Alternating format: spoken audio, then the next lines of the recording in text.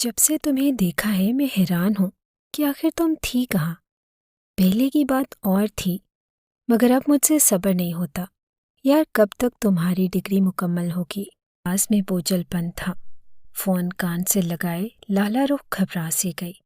چند ہی دن پہلے تو ان دونوں کا رشتہ طے ہوا تھا۔ تایا کا یہ بیٹا جو ابھی مہینہ بھر پہلے لندن سے واپس آیا تھا، اسے ایک تقریب میں دیکھتے ہی اس پر مر مٹا۔ اور ایسا کیوں نہ ہوتا؟ لالا رخ خوبصورتی میں اپنی مثال آپ تھی۔ پورے خاندان میں اس جیسا حسین اور کوئی بھی نہ تھا۔ یہ بات اسے وقتاً فوقتاً ہر کوئی بتاتا رہتا تھا۔ ایسے میں جب ریان جیسے خوبرو اور اعلیٰ تعلیم یافتہ لڑکے کا رشتہ اس کے لیے آیا تو وہ بے اختیار ہی خود کو دنیا کی خوش قسمت ترین لڑکی تصور کرنے لگی۔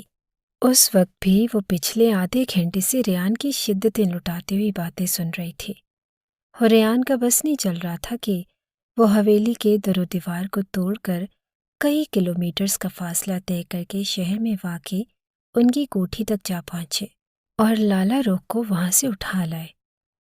اچھا، اب میں فون بند کرتی ہوں، نماز پڑھنے کا وقت ہو رہا ہے۔ بمشکل اپنی مسکراہٹ دباتے ہوئے لالا رخ نے کہا۔ دوسری جانب ریان اپنے دل پر ہاتھ رکھ کر رہ گیا تھا۔ اوہ خدایا، تمہاری یہی ادائیں تو مجھے مار ڈالیں گی، لیکن کوئی بات نہیں، رخصتی نہیں تو کیا ہوا، میں تمہیں اپنی محبت کا ثبوت ضرور دوں گا۔ 1 ہفتے بعد ہمارا نکاح ہے شاہ فیصل مسجد میں۔ اتنے شاندار طریقے سے نکاح کروں گا کہ دنیا دیکھے گی کہ ریان اپنی محبت کو کیسے اپناتا ہے۔ اس کے لہجے میں استحقاق تھا اور لالا رخ تنگ سے رہ گئی۔ آج اس کے گھر والے بھی تو نکاح کے متعلق بات چیت کر رہے تھے۔ ریان اسے کچھ اور بھی کہہ رہا تھا اور اپنی محبت کا یقین دلا رہا تھا۔ یاد رکھنا لالا رخ، تمہارے وجود پر صرف میرا حق ہے۔ یہ جملہ کہتے ہوئے ریان کا لہجہ زومانی سا ہو گیا تھا۔ لالا رخ پوری طرح سے گھبرا گئی اور عین اسی لمحے ریان کے کمرے کا دروازہ کھول کر کوئی اندر داخل ہوا تھا۔ وہ عالم خان تھا اور اس کا چھوٹا بھائی۔ اس کے چہرے پر ریان کا آخری جملہ سنتے ہی ایک سیاہ سایہ سا لہرا گیا۔ ریان نے چونک کر عالم خان کی طرف دیکھا۔ لالا رخ گھبرا کر فون کاٹ چکی تھی۔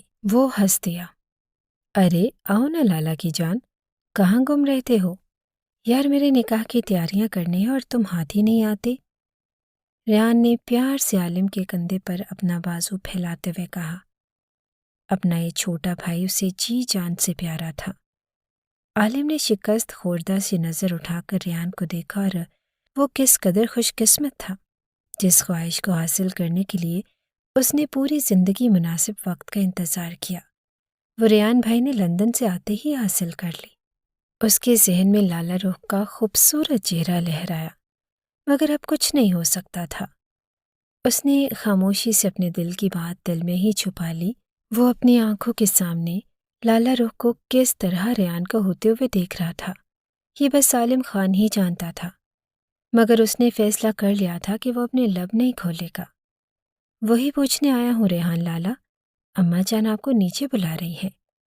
عالم کی بات پر ریان گھبرا کر اٹھ بیٹھا۔ اوہو، انہوں نے مجھے واقعی پیغام بھیجا تھا، میں تو بھول ہی گیا۔ تھوڑی ہی دیر کے بعد دونوں بھائی سیڑھیاں اترتے ہوئے نیچے آ پہنچے تھے۔ اماں جان دونوں کو دیکھ کر بے ساختہ مسکرا دی۔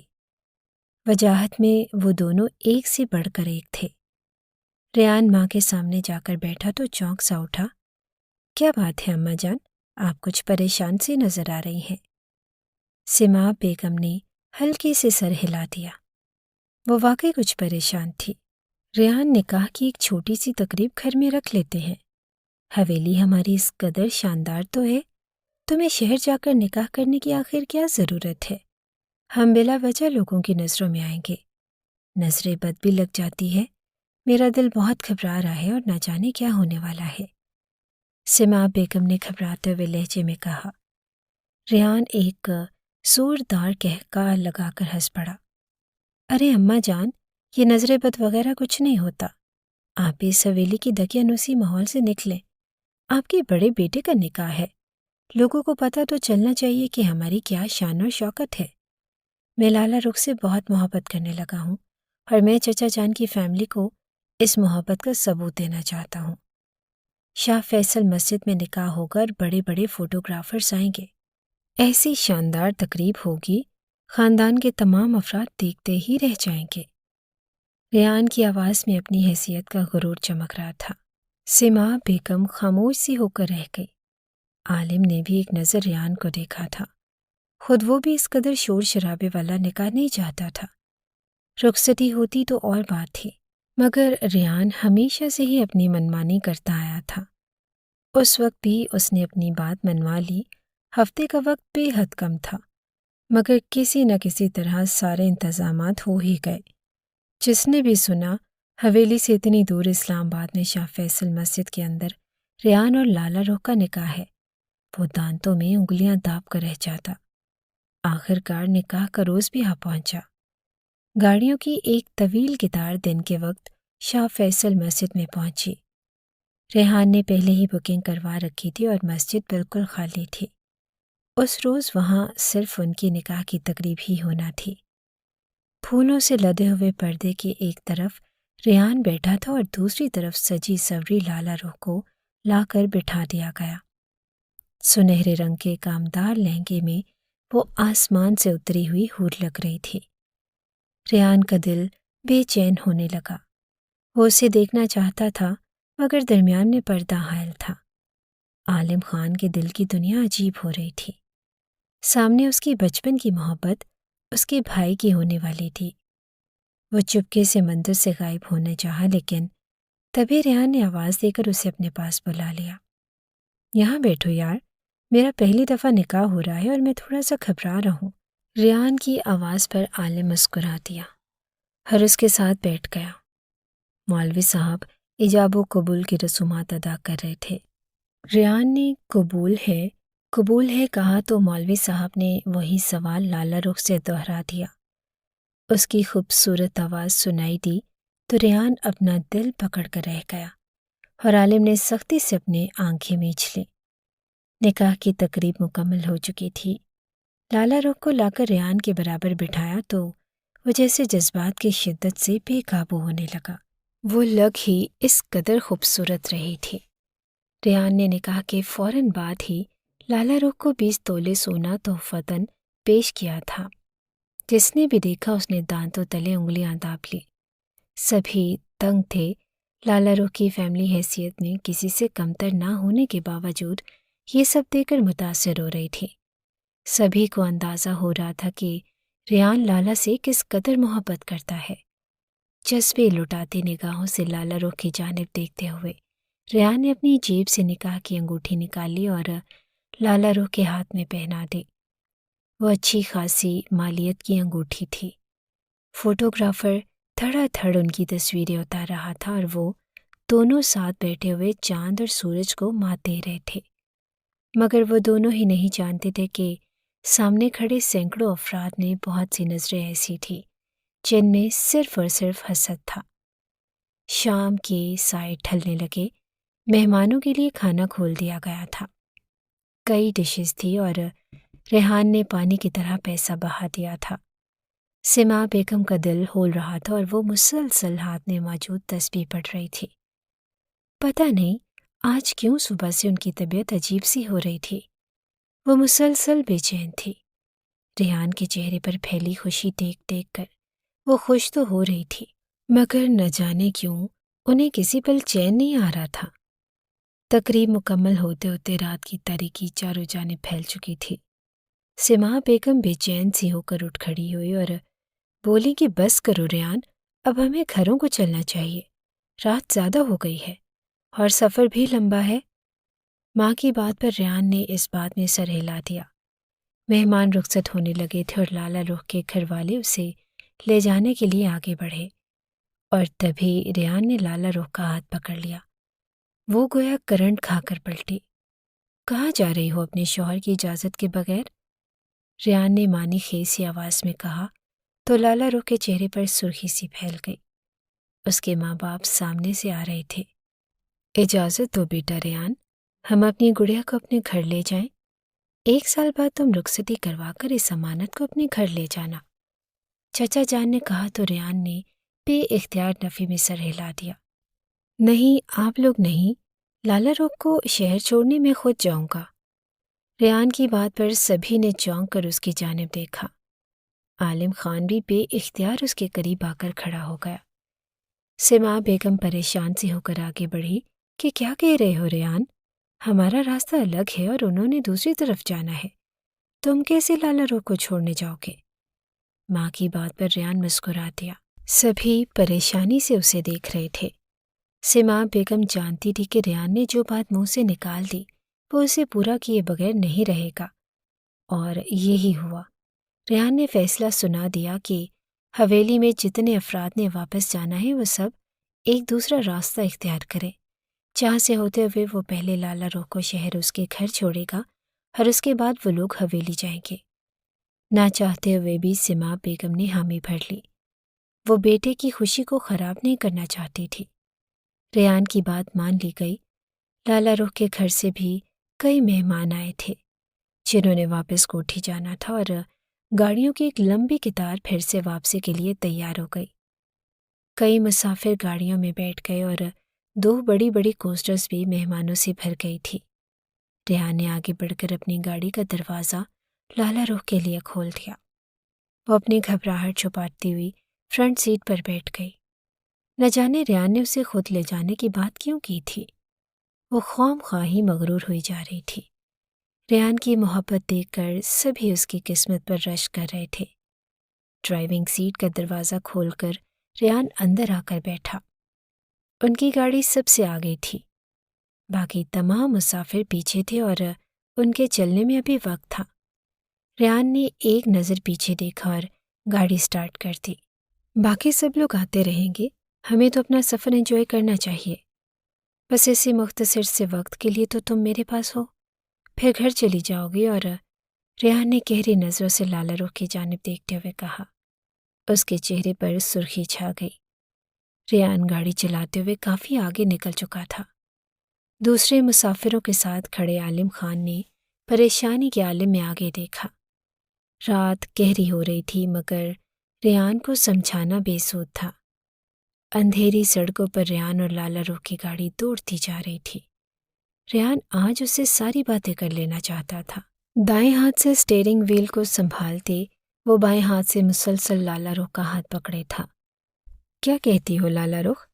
ایک چھوٹی سی گستاخی کر لوں؟ ریان نے لالا رخ کی طرف مڑ کر کہا۔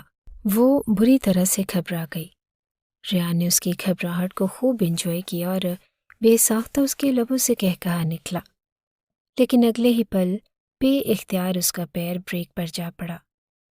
گاڑی کے عین سامنے تاریک سڑک کے اوپر بڑے بڑے پتھر رکھے ہوئے تھے۔ گزرنے کا کوئی راستہ نہ تھا اور گاڑی ایک جھٹکے سے رک گئی۔ ریان کے چہرے پر بھی پریشانی پھیل گئی اور ساتھ بیٹھی ہوئی لالا رخ بھی گھبرا سی گئی۔ یہ پتھر کیسے ہیں؟ آتے وقت تو ایسا کچھ نہیں تھا، لالا رخ نے کہا تو ریان اپنی طرف کا دروازہ کھول کر باہر نکل آیا۔ وہ بڑے بڑے وزنی پتھر تھے اور یوں لگتا تھا جیسے کسی نے جان بوجھ کر سڑک کے درمیان میں رکھ کر راستے کو بند کر دیا ہو۔ ریان جیب سے موبائل نکال کر عالم کو فون کرنے ہی لگا تھا کہ اچانک اسی لمحے اسے لالا رخ کی گھٹی گھٹی سی چیخ سنائی دی۔ ریان نے پلٹ کر دیکھا اور اس کے قدموں کے نیچے سے زمین نکل گئی۔ 2 لہیم شہیم افراد جنہوں نے کپڑے سے اپنے چہرے کو لپیٹ رکھا تھا، وہ گھسیٹتے ہوئے لالا رخ کو گاڑی سے باہر نکال رہے تھے۔ ان کے ہتھیار ان کے کندھوں پر جھول رہے تھے۔ لالا رخ کی نظر ریان پر پڑی تو وہ زور سے چیخی، ریان بچاؤ! ریان پاگلوں کی طرح لالا رخ کی طرف لپکا اور عین اسی لمحے پیچھے سے کسی نے اسے دبوچ لیا۔ ریان پھڑ پھڑا کر رہ گیا۔ اس نے خود کو چھڑانے کی بہت کوشش کی مگر اسے پکڑنے والا شخص جاندار تھا۔ اچانک ریان کو اپنے سر کے پچھلے حصے میں ایک زوردار ٹھوکر لگنے کا احساس ہوا۔ وہ جو کوئی بھی تھا اس نے کسی مضبوط چیز سے ریان کے سر پر وار کیا تھا۔ ریان کی آنکھوں کی آگے تاریکی چھانے لگی اور اس کے حلق سے گھٹی گھٹی سی آواز نکلی۔ لالا رخ کو وہ سامنے ہی دیکھ رہا تھا جہاں 2 ڈاکو لالا رخ کو گھسیٹتے ہوئے اب روڈ سے نیچے کچے میں اتار کر لے کر جا رہے تھے۔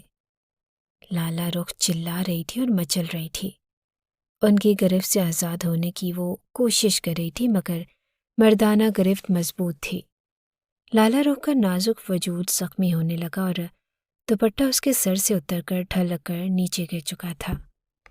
गले में सोने का वजनी हार था, जिसे देखते ही एक डाकू की आंखों में चमक सी उभर आई। उसने हाथ बढ़ाकर हार लाला रुख की गर्दन से खींच लिया। मुझे छोड़ दो प्लीज़, मैं सारा सोना खुद तुम्हें दे देती हूँ, प्लीज़ मुझे छोड़ दो। लाला रुख सिसकते हुए उनकी मिन्नत और समाजत कर रही थी। एक डाकू जिसने लाला रुख को दबोच रखा था, उसने दूसरे की जानिब देखा और कहा कि छोड़ दे यार, जब कह रही है कि सोना खुद ही दे रही है तो हमें मेहनत करने की क्या ज़रूरत है। इलाकाई लबो लहजे में बोलते हुए दोनों ने एक ज़ोरदार कहकहा लगाया। लाला रुख को छोड़ दिया गया। वो गिरते गिरते बची और उसने खौफजदा नज़र दूर पड़े रेहान पर डाली, जिसके सर से खून बह रहा था और वह ज़मीन से उठने की कोशिश कर रहा था, मगर उसके सीने पर पैर रखे एक डाकू खड़ा महसूस होती हुई नज़रों से उसकी जानिब देख रहा था। लाला रुख ने कांपते हाथों से गले में पहना हार उतारा, कानों में पहने हुए आवेज़े उतार कर डाकू के बढ़ते हुए हाथ पर रख दिए, और तभी डाकू की निगाह उसके हाथ में मौजूद अंगूठी पर पड़ी। ये अंगूठी भी उतारो। लाला रुख कपकपा कर रह गई। उसकी निगाह अपनी हिनाई उंगली में मौजूद उस अंगूठी पर पड़ी, जो रेहान ने किस कदर चाहत से उसके लिए बनवाई थी। ये मेरी निकाह की अंगूठी है, उसने कुछ कहने की कोशिश की, और अगले ही पल पीछे खड़े डाकू ने उसे एक दफ़ा फिर दबोच लिया। खुद उतारती है या हम लोग उतारें, मगर फिर हम अंगूठी के साथ कुछ और भी उतार देंगे, डाकू ने मानी खेज अंदाज में कहा और एक दफ़ा फिर जोरदार कहकहा लगाया। लाला रुख सर तपैर तक लरस गई। उसने कांपते हाथों से अंगूठी उतारकर उनके हवाले कर दी। उसकी सांस सीने में ही घुट रही थी। डाकुओं की गिरफ्त मजबूत थी। उसने जोर लगा के खुद को छुड़ाना चाहा, मगर बेसूद था। रात की तारीकी में दूर तक सड़क पर सन्नाटे और वीरानी के सिवा कुछ भी न था। रेहान ने बंद होती आंखों से लाला रुख को उन दोनों के चुंगल में देखा था। उसने पूरी कोशिश की और एक जोरदार ठोकर अपने पास खड़े हुए डाकू की टांग पर मारी। वो झंझला सा गया और रेहान उठने की कोशिश कर रहा था, मगर शायद डाकू को शदीद तैश आ चुका था। उसने हाथ में पकड़ी बंदूक रेहान की तरफ सीधी की और अगले ही पल रेहान को अपनी गलती की सज़ा मिल चुकी थी। बेदरबे कई फायर होने थे। रेहान किसी बेजान लाश की तरह ज़मीन पर गिरता चला गया। उसके आसपास खून का तालाब सा बनने लगा था और लाला रुख की चीखें तारीकी को चीर रही थी। बंद होती आंखों के साथ रेहान के लबों से जो आखिरी लफ्ज़ अदा हुआ, वो लाला रुख का नाम ही था। रात भीगती रही। पीछे से आने वाली गाड़ियों में सबसे आगे वाली गाड़ी में आलिम खान और सीमा बेगम बैठे थे, जिनका दिल मुसलसल होल रहा था। जल्दी चलाओ आलिम खान, रेहान की गाड़ी बहुत आगे निकल गई है। ना मालूम क्यों मुझे बहुत अजीब सी घबराहट हो रही है। हमें रात के वक्त सफ़र नहीं करना चाहिए था, सीमा बेगम ने आलिम खान की तरफ देखते हुए कहा। उसने संजीदगी से सर हिला दिया। गाड़ी की रफ्तार मुनासिब थी और अचानक ही ड्राइविंग सीट पर बैठे हुए आलिम खान के पांव ब्रेक पर जा पड़े। वो बुरी तरह से चौंका था। सामने सड़क के बीचों बीच रेहान की गाड़ी खड़ी थी और उसके दोनों दरवाजे खुले थे, और देखकर यूं लगता था कि अंदर कोई भी नहीं है। आलिम खान का दिल जोर से धड़क उठा। सीमा बेगम भी परेशान हो उठी थी और पीछे मौजूद सारी गाड़ियां ही रुक गई। आलिम खान बेताबी के आलम में गाड़ी से उतरकर नीचे आया। उसके पीछे सीमा बेगम भी थी। रफ्ता रफ्ता हर गाड़ी से उतरकर तमाम मेहमान ही दूर दौड़कर आगे आना शुरू हो गए। आलिम खान भागते हुए रेहान की गाड़ी तक पहुंचा और उसके कदमों तले से जमीन निकल गई। सामने ही रेहान की बेजान लाश जमीन पर पड़ी थी। उसकी आंखें खुली थी और उसके इर्द गिर्द सुर्ख रंग का एक तालाब सा बना था। पास ही लाला रुख बैठी सिसकियों के साथ रो रही थी। उसका कामदार दुपट्टा नदार्द था और सिर्फ लिबास था जो जगह जगह से नोचा और खसोटा गया था। وہ کہیں سے بھی دلہن نہیں لگ رہی تھی۔ رو رو کر اس کا کاجل پھیل چکا تھا اور بال اس کے الجھے تھے اور زیور کا کوئی پتہ نہ تھا۔ وہ سر تپیر اجڑی ہوئی بدنصیب لڑکی لگ رہی تھی جب اپنے شوہر کی لاش کے پاس بیٹھی بری طرح سے سسک رہی تھی۔ یا میرے اللہ! سما بیگم کے منہ سے نکلا اور وہ لڑکھڑا کر وہیں زمین پر بیٹھتی چلی گئی۔ جوان بیٹے کی لاش سامنے تھی اور بہو اجڑی پجڑی حالت میں بیٹھی تھی۔ سما بیگم کے دل سے ایک زوردار ہائے نکلی۔ خود عالم خان کی بھی یہ حالت تھی، گویا کاٹو تو بدن میں لہو نہیں۔ ان کا گھرانہ لٹ چکا تھا اور خوشیوں بھرے لمحات غم میں تبدیل ہو گئے تھے۔ سارے مسافر ان کے ارد گرد اکٹھا ہونا شروع ہو گئے اور جو بھی دیکھتا اس کی آنکھیں پھٹی کی پھٹی رہ جاتی۔ چاروں طرف ایک کوہرام سمجھ گیا۔ لالا رخ کے والدین بھی پہنچ گئے اور نکاح کے فوراً بعد ہی بیٹی بیوہ ہو گئی تھی۔ ان کے لیے صدمہ کسی پہاڑ سے کم نہیں تھا۔ لالا رخ کی ماں نے بے اختیار آگے بڑھ کر اسے اپنے ساتھ لپٹا لیا۔ وہ سب پوچھ رہے تھے کہ یہاں کیا ہوا تھا، ریحان کو کس نے مارا، لالا رخ کا زیور کہاں گیا، مگر لالا رخ میں ہمت ہوتی تو سب بتاتی۔ رو رو کر اس کی آواز بیٹھ چکی تھی اور وہ شدید خوفزدہ لگ رہی تھی۔ لرزتے کامتے اس نے صرف اتنا ہی بتایا کہ ڈاکو نے ان کی گاڑی پر حملہ کر دیا اور وہ اس کا سارا زیور لوٹ کر لے گئے۔ ریحان نے مزاحمت کرنے کی کوشش کی تھی جس کی وجہ سے انہوں نے اسے گولی مار دی۔ سما بیگم پر بے ہوشی کے دورے پڑ رہے تھے اور جوان بیٹا مرا تھا ان کا۔ خود عالم خان بھی ماں کو سنبھالتا تو کبھی روتی بلکتی لالا رخ کو دیکھتا۔ سڑک کے بیچوں بیچ اتنے افراد کا کھڑے ہونا بھی مناسب نہیں تھا۔ خود پر برداشت کی بند باندھتے ہوئے عالم خان نے ماں سے کہا کہ خود کو سنبھالیے، اماں جان ہمیں حویلی واپس لوٹنا پڑے گا، بھائی کی لاش کو یہاں سڑک پر نہیں چھوڑ سکتے۔ سما بیگم بھی بہادر عورت تھی۔ بری طرح سے روتے ہوئے انہوں نے اپنے کانپتے دل کو سنبھالا اور اٹھنے کی کوشش کرنے لگی، اور تبھی ان کے کان میں دو عورتوں کی آواز گونجی۔ وہ مہمان عورتیں تھیں جو سرگوشی کے سے انداز میں ایک دوسرے کو کہہ رہی تھی، اللہ توبہ کیسی منحوس لڑکی ہے، ابھی زندگی میں آئی نہیں اور ان کے جوان بیٹے کو کھا گئی۔ شکل تو دیکھو کتنی معصوم ہے اور ہے پوری ڈائن۔ دوسری عورت بھی ہاں میں ہاں ملا رہی تھی۔ سبھی مشکوک نگاہوں سے لالا رخ کو دیکھ رہے تھے جو روتے بلکتے ماں کے سینے میں چھپی جا رہی تھی۔ سما بیگم نے ایک زخمی نگاہ اس لڑکی پر ڈالی جس کی دنیا اجڑ چکی تھی۔ انہوں نے پلٹ کر ان دو عورتوں کی جانب دیکھا۔ اگرچہ ان کا غم پہاڑ جیسا تھا مگر وہ نمازی خاتون تھی اور ان سے یہ سب برداشت نہ ہوا۔ شرم کرو رخسانہ، اس میں بھلا لالا رخ کا کیا قصور ہے؟ یہ تو قسمت کا لکھا تھا جو آج ہونا ہی تھا، اور ویسے بھی میں ریان کو کئی روز سے منع کر رہی تھی کہ دکھاوا کرنے کی کوئی ضرورت نہیں۔ جس قدر شور شرابہ کر کے ہم نے یہ نکاح کیا، لازمی بات ہے کہ اسے نظر بد ہی لگی ہے۔ سما بیگم بمشکل اتنا ہی کہہ سکی۔ سامنے موجود عورتوں نے منہ بنانا شروع کر دیے۔ نظر؟ ارے کاہے کی نظر بد؟ نظر بد صرف تمہارے بیٹے کو ہی لگنی تھی۔ اس کے ساتھ بیٹھی ہوئی لڑکی تو ٹھیک ٹھاک ہے، صرف اس کا زیور ہی لوٹا ہے۔ تم بلا وجہ اس کی پردہ پوشی مت کرو۔ خاتون کی بات پر سما بیگم کو سخت غصہ آ گیا تھا۔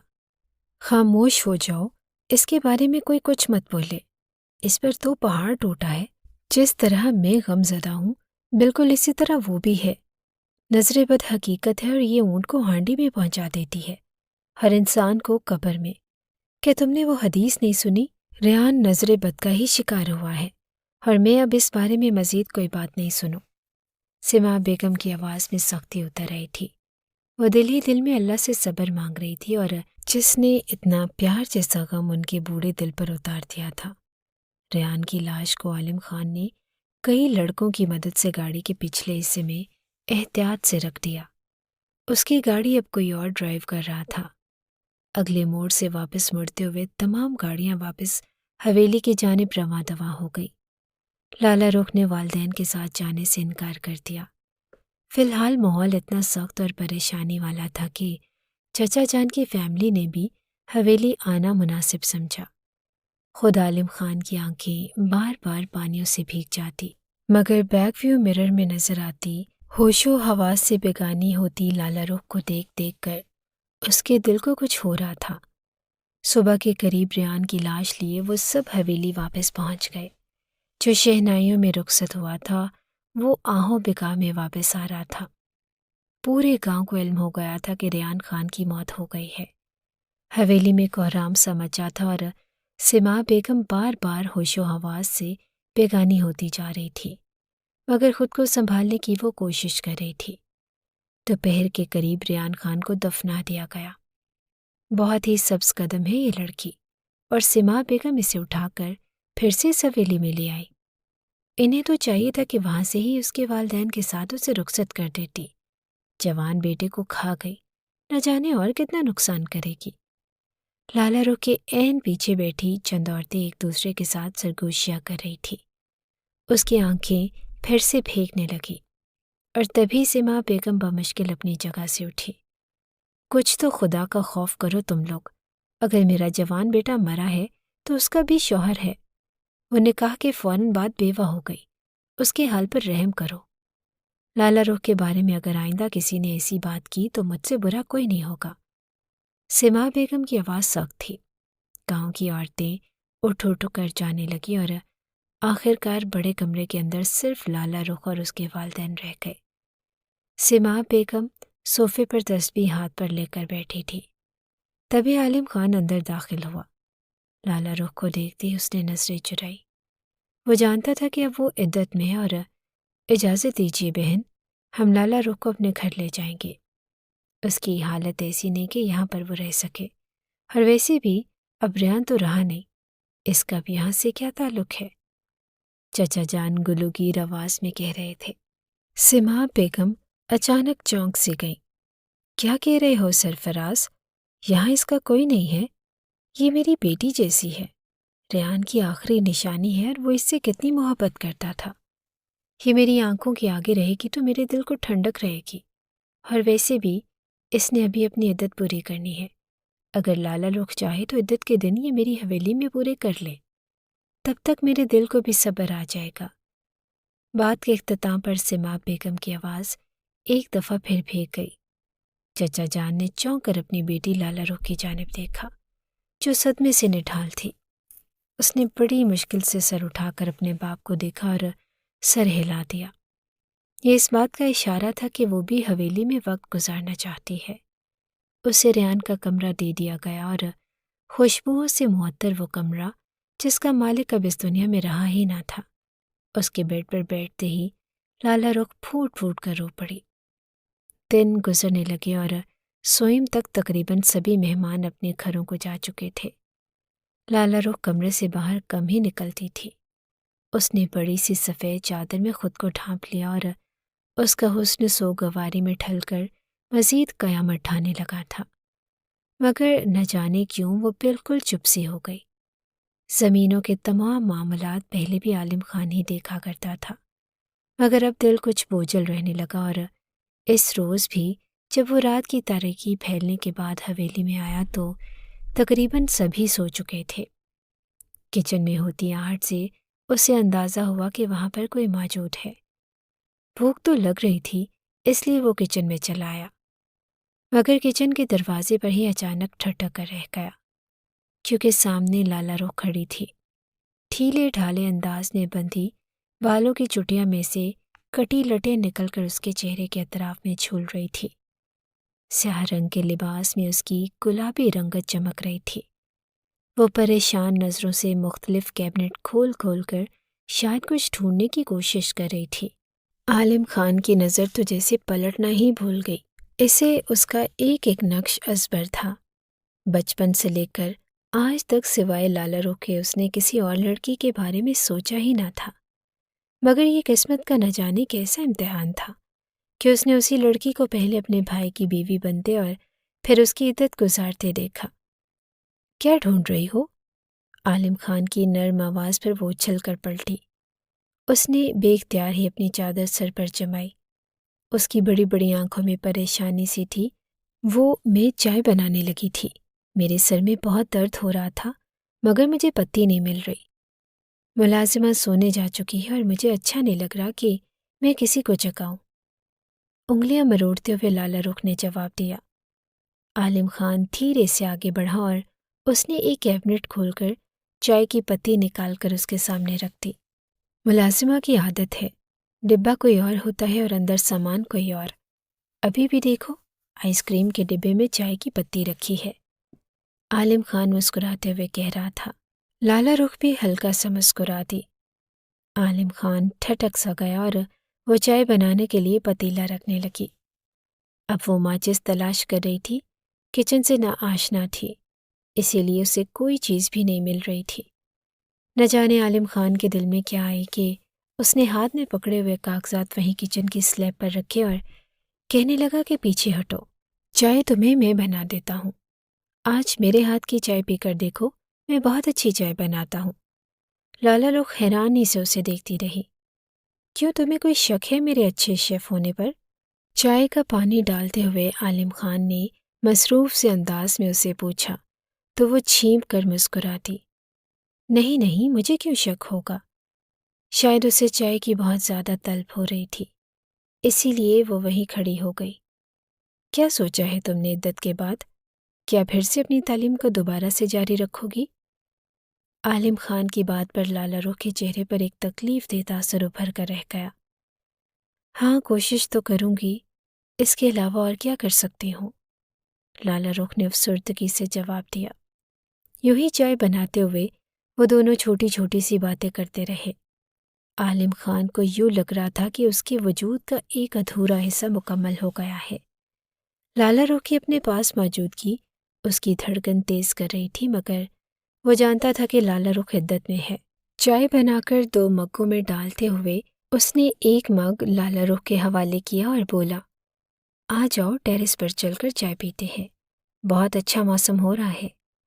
شاید لالا رخ بھول گئی تھی کہ وہ عدت میں ہے، یا پھر وہ تنہا رہتے رہتے عاجز آ چکی تھی، اسی لیے خاموشی سے اس کے ساتھ چل دی۔ وہ اسے لے کر ساتھ ساتھ چلتا ہوا ٹیرس تک آ گیا۔ باہر ہلکی ہلکی سی خنکی پھیل رہی تھی۔ لالا رخ نے چادر کو خود پر پھیلا لیا، اس نے واقعی بہت اچھی چائے بنائی تھی۔ دونوں باتیں کرتے رہے اور نہ جانے کتنا وقت بیت گیا۔ اچانک لالا رخ چونک اٹھی۔ کافی رات ہو گئی ہے اور مجھے اپنے کمرے میں جانا چاہیے، عالم خان سے کہتے ہوئے وہ اچانک مڑ گئی۔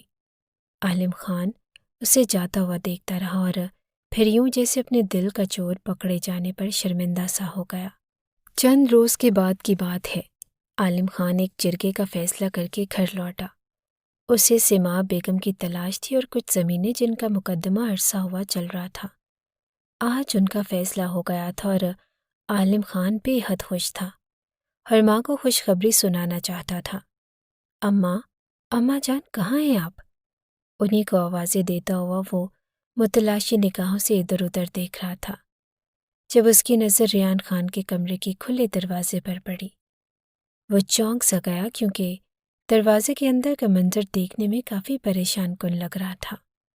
سامنے ہی لالا رخ کمرے کے اندر داخل ہو رہی تھی، مگر اس کی چال بے حد غیر متوازن تھی اور اس کے چہرے پر غیر معمولی زردی چھائی تھی۔ وہ اتنی پریشان دکھ رہی تھی کہ اس نے عالم خان کی اچھی خاصی اونچی آواز بھی نہ سنی، یا شاید وہ اپنے ہوش میں ہی نہ تھی۔ عالم خان نہ چاہتے ہوئے بھی اسے دیکھ گیا۔ وہ لڑکھڑاتے قدموں سے کمرے کے اندر داخل ہوئی اور پھر جیسے اس سے کھڑا نہ ہوا گیا، اور بے ساختہ ہی وہ بیڈ کا سہارا لے کر اس کے ساتھ ہی نیچے بیٹھتی چلی گئی۔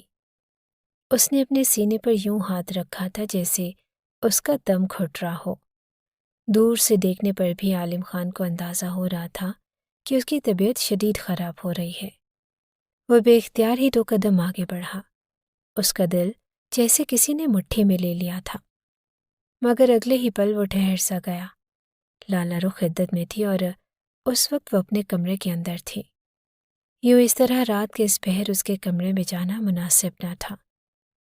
عالم خان ٹھہر سا گیا اور اس نے اپنے قدم موڑنا چاہے، مگر نہ جانے کیوں اس کے قدموں نے اس کا ساتھ دینے سے ہی انکار کر دیا۔ اس نے اپنی گردن موڑی اور چند لمحے بعد دوبارہ پلٹ کر دیکھا۔ لالا رخ اپنی پیشانی کو مسلتے ہوئے اٹھ کر کھڑی ہو رہی تھی۔ اس نے ایک قدم چل کر بیڈ کے نزدیک ہونا چاہا اور اگلے ہی پل جیسے اسے زوردار چکر آیا، وہ لڑکھڑا کر نیچے زمین پر گرتی چلی گئی۔ عالم خان وہ کھلا کر اندھا دھند اس کے کمرے کی جانب بھاگا تھا۔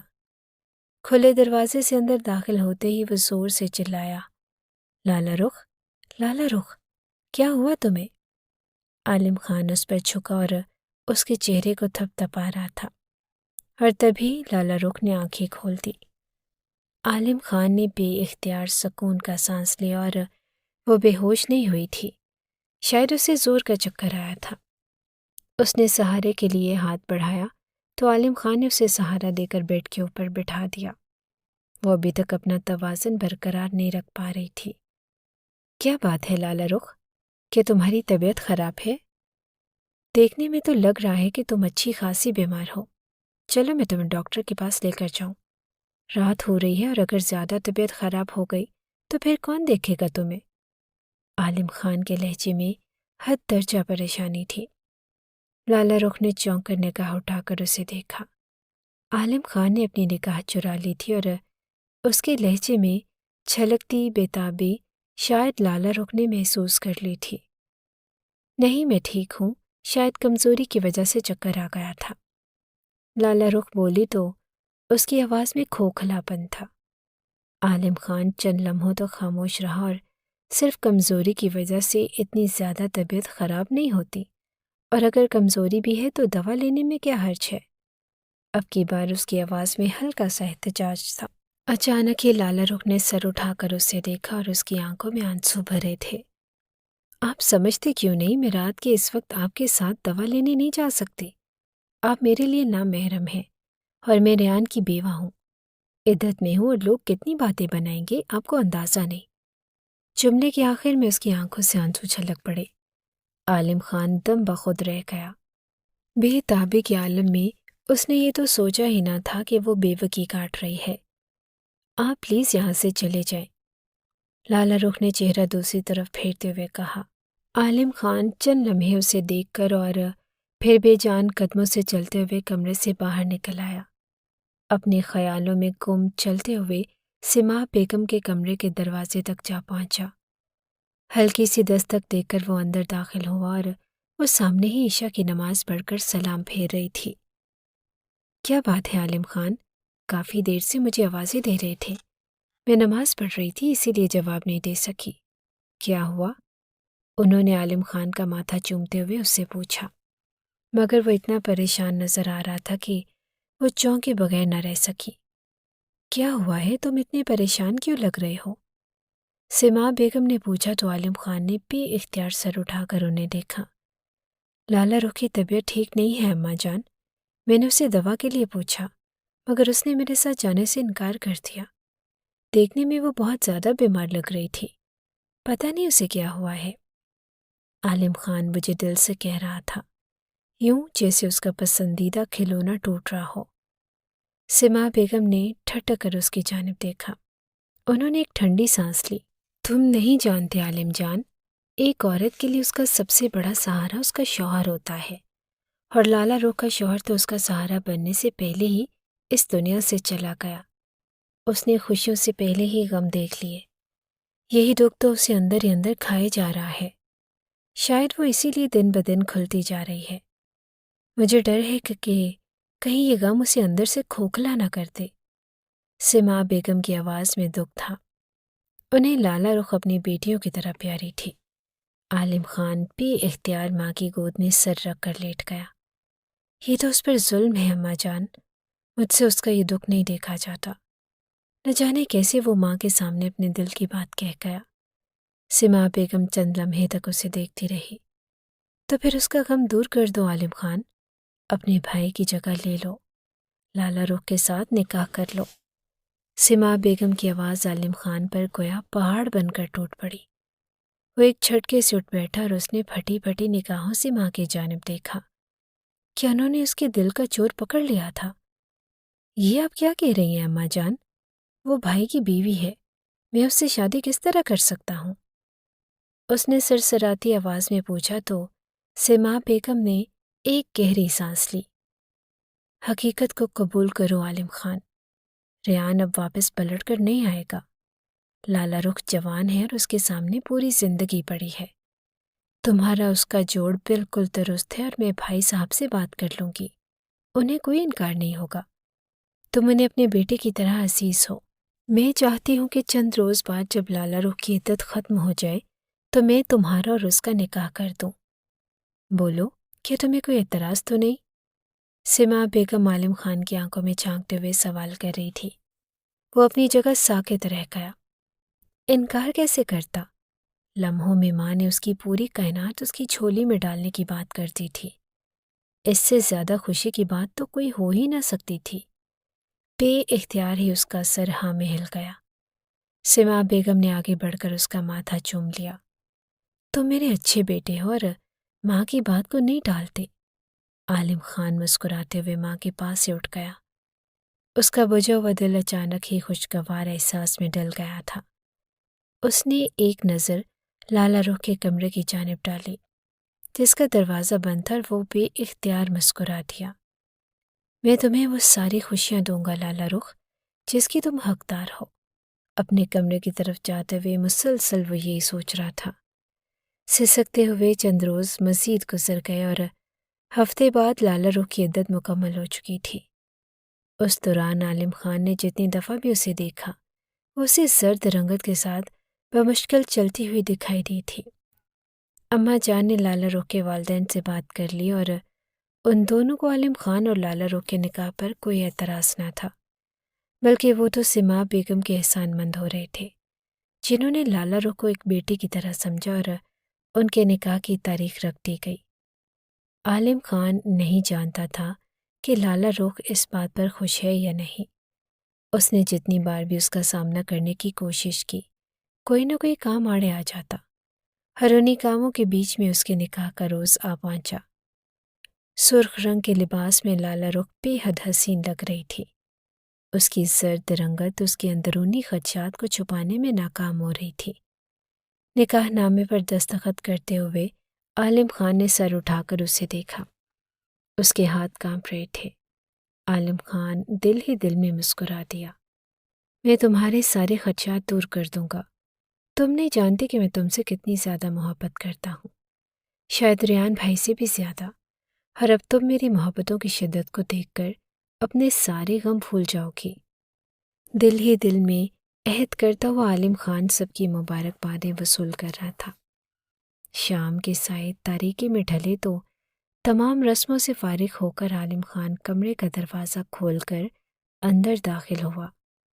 اس کے لبوں پر مسکراہٹ تھی، اور وہ آج استحقاق سے لالا رخ کو اپنی بیوی کا درجہ دے گا، مگر سامنے نظر ڈالتے ہی اچانک سے اس کے پیروں کے نیچے سے زمین نکل گئی، چونکہ سامنے ہی بیڈ پر رڑی ترچھی سی لالا رخ پڑی تھی۔ اس کے چہرے کو دیکھ کر ہی لگتا تھا کہ وہ اپنے ہوش اور حواس میں نہیں۔ عالم خان کا دل دھک سے رہ گیا۔ وہ لپک کر آگے بڑھا اور اس نے لالا رخ کو سہارا دے کر سیدھا کیا، مگر وہ ہوش و خرد سے بیگانہ تھی۔ لالا رخ، ہوش میں آؤ، کیا ہوا ہے تمہیں؟ عالم خان نے اس کا ماتھا تو چھوا، اس کا ہاتھ گویا جل سا گیا۔ لالا کا جسم غیر معمولی حد تک تپ رہا تھا۔ عالم خان کو ایک لمحے میں ہی اندازہ ہو گیا کہ وہ ٹھیک نہیں۔ اماں جان اندر آئیے۔ عالم خان نے الٹے قدموں باہر نکل کر ماں کو آواز دی تھی، وہ جو باہر خاندان کی عورتوں کے ساتھ بیٹھی باتیں کر رہی تھی۔ اچانک سے چونک پڑی۔ سبھی مہمان پریشان ہو گئے اور لالا رخ کو کچھ ہو گیا ہے، آپ پلیز اس کے کپڑے بدل دیجیے تاکہ میں اسے ہاسپٹل لے جاؤں۔ اتنے بھاری لباس میں اسے وہاں لے جانا مناسب نہیں۔ عالم خان کی بات پر سب لوگ ہی حیران سے ہو گئے تھے۔ عورتیں پھر سے چہ مگوئیاں کرنے لگ گئیں۔ سما بیگم پریشانی کے عالم میں آگے بڑھی اور کہنے لگی کہ او میرے اللہ، اس لڑکی کی پریشانیاں کیوں ختم نہیں ہوتی؟ زیر لب بڑبڑاتی ہوئی وہ اندر داخل ہوئی اور انہوں نے دروازہ بند کر لیا۔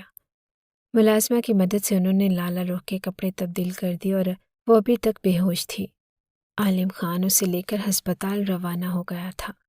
سما بیگم نے ساتھ جانے کی کوشش کی، مگر عالم خان نے انہیں یہ کہہ کر روک دیا کہ گھر میں مہمانوں کا ایک ہجوم ہے اور وہ جلد ہی لالا رخ کی دوا لے کر گھر آ جائے گا۔ اسے پکا یقین تھا کہ لالہ رخ شدید کمزوری کے باعث بے ہوش ہو گئی ہے۔ ہسپتال کافی فاصلے پر تھا۔ جس وقت عالم خان نے لالہ رخ کو اسٹریچر پر ڈال کر ڈاکٹر کے حوالے کیا، اسے یوں لگا جیسے اس کا دل بھی لالہ رخ کے ساتھ ہی اندر چلا گیا ہے۔ وہ بے تابی سے کوریڈور میں ٹہلتے ہوئے ڈاکٹرز کی جانب سے کسی خبر کا انتظار کر رہا تھا۔ بار بار گھڑی دیکھتے ہوئے اسے یوں لگ رہا تھا کہ وقت گویا پہاڑ سا بن گیا ہے، اور تبھی اسے سامنے سے ڈاکٹر آتی ہوئی نظر آئی۔ مبارک ہو مسٹر عالم خان، آپ کی وائف پریگننٹ ہے، آپ باپ بننے والے ہیں، آپ کا بچہ بالکل ٹھیک ہے اور آپ کی مسز بھی ہوش میں آ چکی ہیں۔ مگر حیرت کی بات یہ ہے کہ انہیں ابھی تک اندازہ نہیں تھا کہ وہ پریگننٹ ہیں، اور ظاہری سی بات ہے اگر انہیں نہیں پتا تھا تو آپ کو بھی نہیں پتا ہوگا، ڈاکٹر مسکراتے ہوئے عالم خان سے کہہ رہی تھی۔ شاید یہ اس کے لیے بہت ہی حیرت انگیز لمحہ تھا۔ عالم خان سکتے میں رہ گیا تھا اور اس کے کانوں میں سائیں سائیں ہونے لگی۔ کتنا وقت گزر گیا ڈاکٹر صاحب؟ اس کے لبوں سے سرسراتے ہوئے آواز نکلی، اور وہ خود حیران رہ گیا۔ اس نے یہ سوال کیسے پوچھ لیا تھا؟ ڈاکٹر ایک لمحے کے لیے چونکی۔ 3 مہینے تو گزر ہی چکے ہیں، باقی اصل وقت کا اندازہ رپورٹس آنے کے بعد ہی ہوگا۔ ڈاکٹر جواب دے کر آگے کی طرف چلی گئی تھی۔ عالم خان کا دل چاہا کہ وہ اپنا سر پکڑ کر زمین پر دے مارے۔ لالہ رخ کو وہ کیا سمجھتا تھا اور وہ کیا نکلی؟ اس کی معصوم صورت کے پیچھے کس قدر گھٹیا کردار تھا۔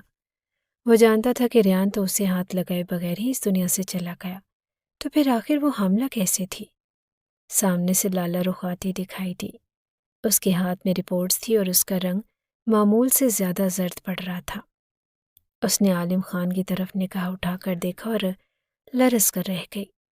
عالم خان کی نگاہ میں اس کے لیے اتنی نفرت تھی جس کا کوئی حساب بھی نہ تھا۔ وہ اسے دیکھ کر الٹے قدموں ہاسپٹل سے باہر نکلتا چلا گیا۔ لالہ رخ تقریباً بھاگنے والے انداز میں اس کے پیچھے باہر آئی تھی۔ اپنی گاڑی میں بیٹھے وہ اپنے جبڑے بھونچے خود پر ضبط کرنے کی ہر ممکن کوشش کر رہا تھا۔ لالہ رخ خاموشی سے اس کے ساتھ آ کر بیٹھ گئی اور پورے راستے ان دونوں میں کوئی بات نہ ہوئی۔ جس وقت عالم خان لالہ رخ کو لے کر حویلی میں داخل ہوا، یوں لگتا تھا جیسے وہ کوئی شکست خوردہ انسان ہے اور لاؤنج میں سما بیگم چند عورتوں کے ساتھ بیٹھی انہی دونوں کا انتظار کر رہی تھی۔ ارے شکر ہے اپنے قدموں پر چل کر واپس آئی میری بہو۔ کیا ہو گیا تھا؟ ڈاکٹر نے کیا بتایا؟ سما بیگم لپک کر آگے بڑھی اور انہوں نے لالہ رخ کے ماتھے پر پیار کیا۔ وہ خاموش کھڑی رہ گئی۔ عالم خان نے پلٹ کر ایک نفرت بھری نگاہ لالہ رخ پر ڈالی اور بولا کہ آپ کی بہو ماں بننے والی ہے۔ اماں جان مبارک ہو، آپ کا وہ بیٹا جو نکاح کے بعد انہیں ہاتھ لگائے بغیر اس دنیا سے چلا گیا، ان کا بچہ اس کے پیٹ میں پرورش پا رہا ہے۔ عالم خان کی بات تھی یا گویا کوئی پہاڑ؟ سبھی عورتوں کے منہ کھلے کے کھلے رہ گئے۔ خود سے ماں بیگم بھی ہکا پکا لالہ رخ کی جانب دیکھ رہی تھی، جو شرم کے مارے زمین میں گڑی جا رہی تھی۔ اس نے ایک جھٹکے سے ہاتھ میں پکڑی ہوئی رپورٹ کو وہیں پھینکا اور بھاگتے ہوئے اپنے کمرے کی جانب بڑھ گئی۔ سما بیگم نے اس کی آنکھوں سے گرتے ہوئے آنسو دیکھ لیے تھے۔ عالم خان تھکے ہارے انداز میں وہیں صوفے پر گرنے کے سے انداز میں بیٹھ گیا۔ اس کا دل چاہ رہا تھا کہ وہ پھوٹ پھوٹ کر روئے۔ آخر وہ کیسا بد نصیب تھا جس لڑکی کو اس نے بچپن سے چاہا اس کے سامنے اس کے بھائی کی بیوی بنا دی گئی، اور پھر اب جب وہ اس کی زندگی میں شامل ہوئی تھی تو اس کے کردار پر اتنا بڑا دھپا لگا کہ وہ چاہ کر بھی اس کی طرف نہ دیکھ پا رہا تھا۔ عالم خان اپنے دل کو وسیع کرو، وہ تمہارے بھائی کا بچہ ہے۔ سما بیگم کی آواز آئی تو عالم خان نے آنکھیں پھاڑ کر انہیں دیکھا۔ کیا کہہ رہی ہیں اماں جان؟ آخر آپ اتنی مثبت سوچ کیوں رکھتی ہیں؟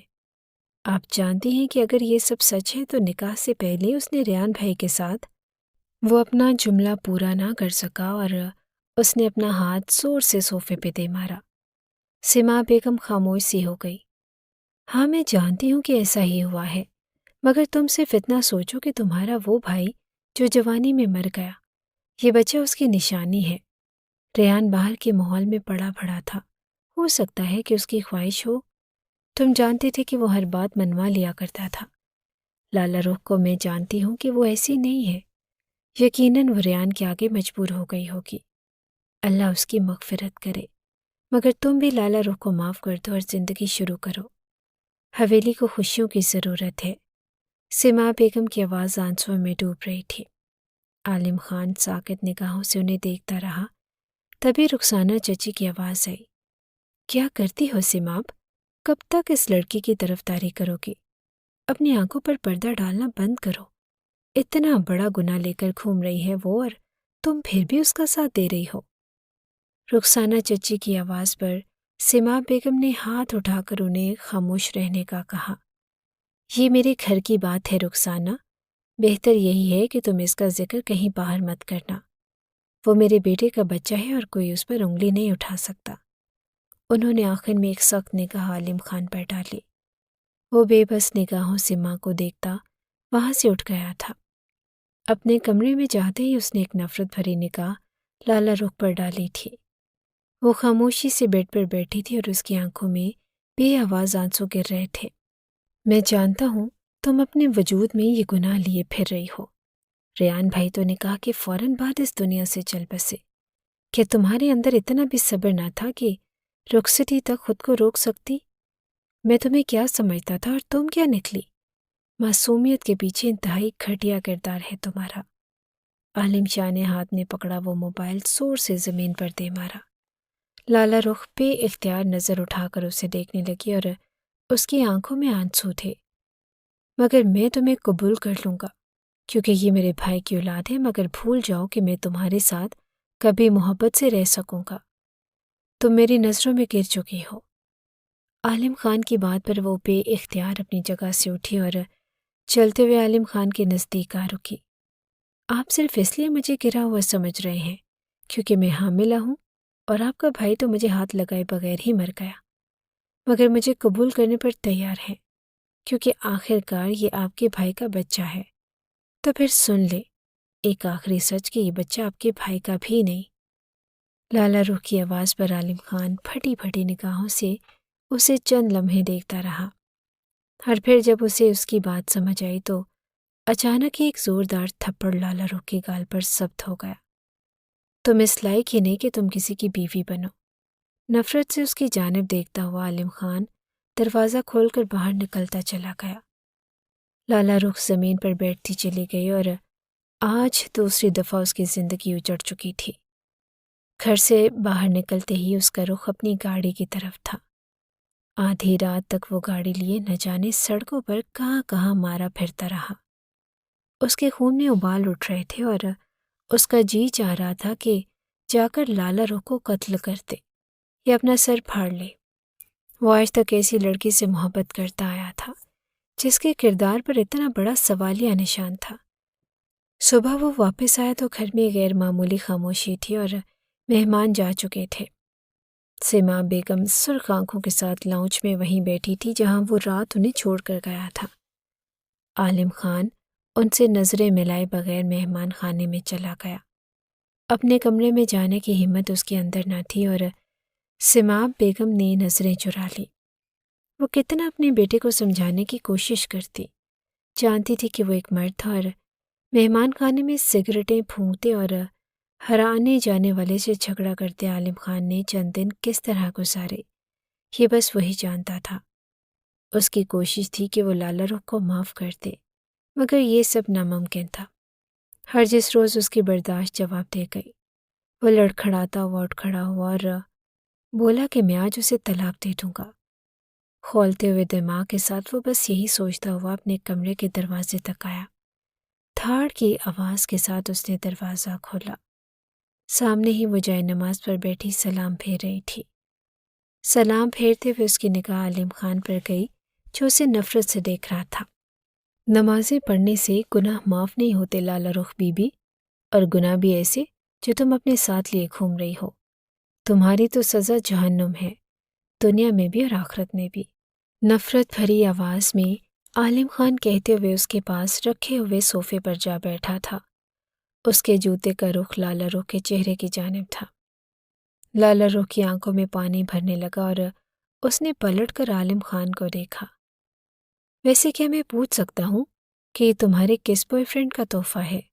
شہر میں رہتی ہو نا تم، ضرور کوئی کارنامہ کیا ہوگا۔ عالم خان مزید بھی شاید کچھ کہتا، مگر اچانک لالا رخ اٹھ کھڑی ہوئی۔ خدا کے لیے بس کر دے، اگر میں آپ کو کچھ نہیں کہہ رہی تو اس کا مطلب یہ نہیں کہ آپ میری مسلسل کردار کشی کریں۔ آخر آپ ایک دفعہ سن تو لیں، یہ سب میں نے خود نہیں کیا۔